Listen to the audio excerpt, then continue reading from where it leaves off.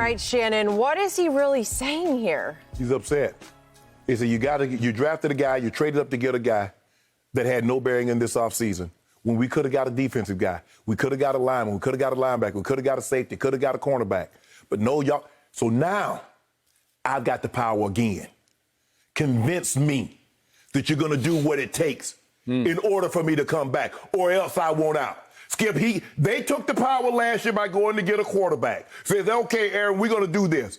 But 48-5 is going to be this year's MVP. He now has the power, and he wants those higher up. Mark Murphy, you're going to have to convince your guy that you're going to build, that you're going to put some pieces in place on the other side of the football. Or what? Or I'm going to ask for ask the Houston Texans, or what? That's going to be or what? He has the power, absolutely now. What if they say, or not? Okay, well, then do it your way. Do it your way. Because, see, when you made as much money as he can, and that's the thing to Deshaun Watson. See, they probably gave Deshaun Watson a check for $70 million. He said, y'all going to move me, or I set this thing down. I can wait you out. Aaron Rodgers made $100+ million. Show me, convince me that you're going to get pieces around me, or I won't out. He has the power. He has the power. He's talking like a man that has the power. He's very disappointed. Skip, now, I'm not going to excuse what Aaron Rodgers did in the second half. You got to cash one of those. You got to. And he didn't do it. But Aaron Rodgers is saying, Mark Murphy, remember that phone call that you said you don't want me to be a problem? Don't you be a problem. Don't you be the reason that I pick up that phone call and call my agent and say, start shopping me. Don't you be the reason. That's what he's saying. So it was so bad for Aaron Rodgers this year. He had so little help that they were the #1 seed in the NFC, right? So how much more help does he need? What did that #1 draft pick do to help them? Normally when you draft a player, you drafted him to play. So how many snaps did Jordan Love play? How did he help?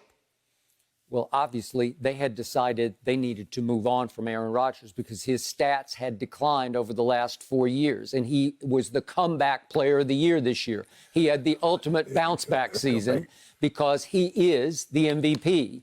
But that's all he's going to be is the MVP because he's not going to go to a Super Bowl because he played poorly in the fourth quarter. This post-game interview with Aaron Rodgers was the ultimate classic Aaron Rodgers blame deflecting, finger pointing. Don't look at me. Look at them.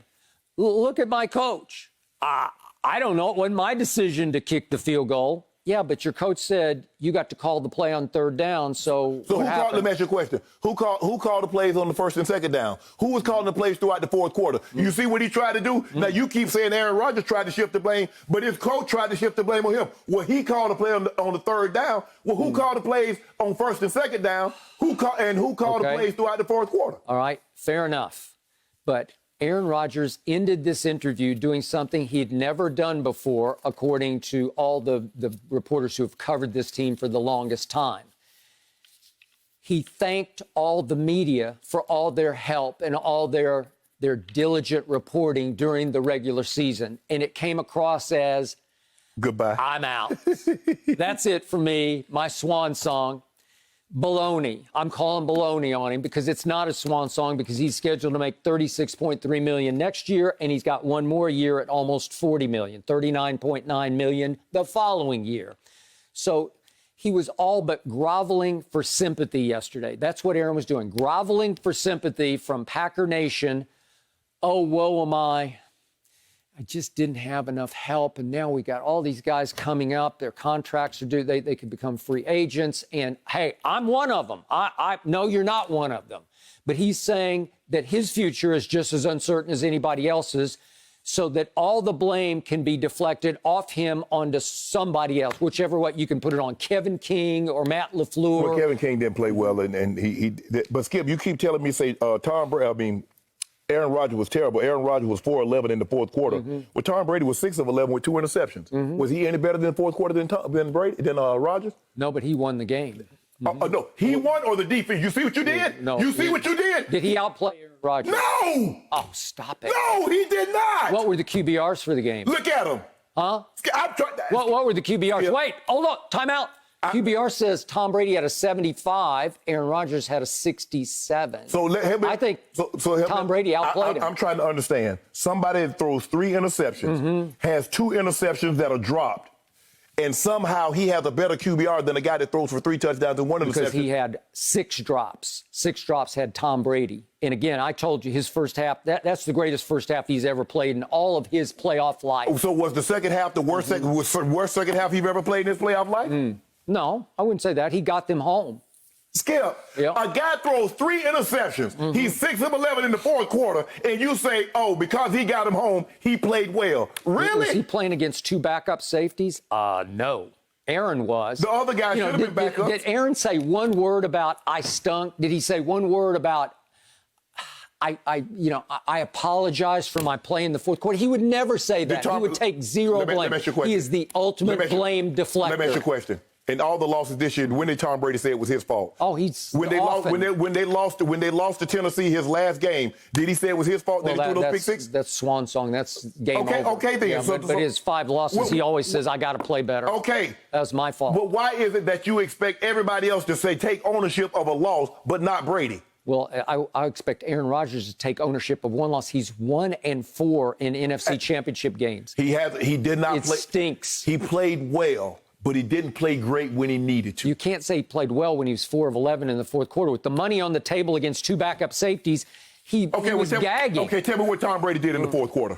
Well, who won the game? See, that was Skip. I know, but who did? He got the game home. Skip, you can't He's just playing chess. So when LeBron James doesn't play well in the fourth quarter and they win, why do you criticize I don't him? care about LeBron. But see, now you don't care because you can't have belong it. in this conversation. We're talking about the GOAT. You can't do that. You can't say because he won, he played great when he didn't. Okay, but he played great enough to put Aaron on his heels the whole game, and Aaron folded right on schedule. Skip, you say the fourth quarter is the money quarter. Yeah. That's what you said. So now it's about the first half. Well, somebody else plays great in the first half, but don't come up well in the second half. You're like, oh, he's not clutch.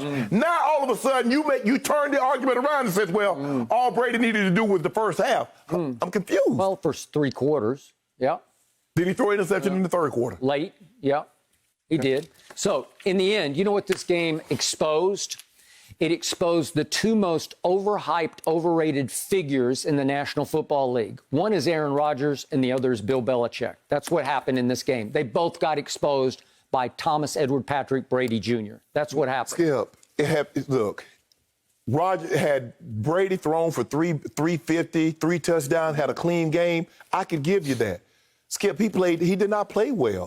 Did you hear one word out of his mouth about, I should have played better? No. All you heard was, I think I might just take my football and go home. Skip, I've had enough. Skip, the defense was outstanding, just like last week. And what I've told you all year, what I've been saying, Tom Brady has put together fractions of games. He played good first half. He played a good quarter. He played a good second half. And because he wins, you whitewash every other bad thing that he did. You said because he won, he played great when he did not. Boy, I thought at Washington, I thought he played great from start to finish. No, he did, Skip. Go back and look at it. The game was, he started low, he got good in the middle, and then he finished didn't play well. How do you throw 40 touchdown passes in the regular season? I'm talking about the postseason. We're not talking about that. We're not talking about that. We're not talking about that. Well, how do you, if you throw 40 touchdowns and you are this great, how did you lose a game? Do you realize that until yesterday, Tom Brady had gone 392 road passes without an interception? But all of a sudden, he says, I got to hit one more big play to save this game. Hold on. So one more big play. Hold on. Wait a minute. You said, now you saying Tom Brady says, I got to hit one more big play to win this game. But on 3rd and 6, when he has Chris Godwin wide open, well, I don't want to make that because I got to worry about a pick 6. Okay, it's a pick 6 throw. You know that. You can see it.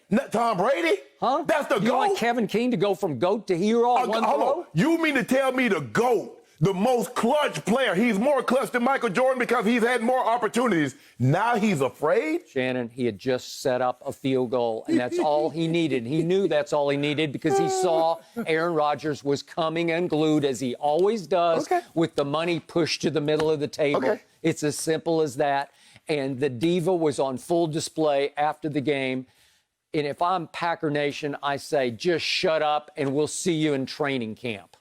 Okay. Yeah. Does he have the power? Does he have the hammer now? Yes or it's a simple yes or no. Does he have the power now? He's going on 38 years of age. Okay. Now, when you're gonna start hearing rumblings. Aaron Rodgers potentially won't out. Now, I don't want to hear you say anything because I know what's going. I can see this coming. I can see this coming. He doesn't want to go anywhere else. Okay. He wants to end it there. Okay. Yeah. He's already been talking about I'm on the back nine. I can see the end. Brady says I want to play 3 more years.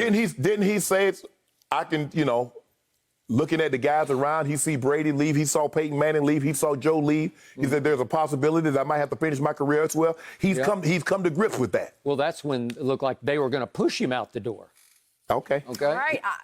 Thank you for watching. You can subscribe here to get the latest from the show, and be sure to check out more of the best clips from Undisputed, or go watch a few other segments from our other shows on FS1.